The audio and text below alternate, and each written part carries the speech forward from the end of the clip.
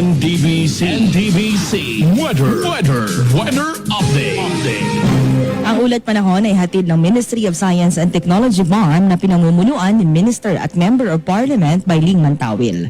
Nakakaapekto pa rin sa Mindanao ang easterlies habang amihan o northeast monsoon ang mararanasan sa bahagi ng Luzon at Palawan. Ang Metro Manila ay makakaranas ng mahinang pag-ulan ngayong araw dahil sa amihan. Sa silangang bahagi ng bansa, lalo na ang Camarines Norte, Camarines Sur at Catanduanes ay makakaranas din ng mahinang pag-ulan. Sa pagtaya ng Pag-asa, makapalang ulap sa malaking bahagi ng Mindanao kabilang ang Palawan at Bicol Region.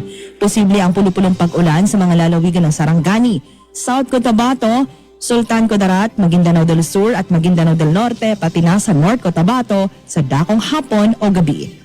Ang ulat panahon ay hatid ng Ministry of Science and Technology BOM na pinamumunuan ni Minister at Member of Parliament Bayling Mantawil.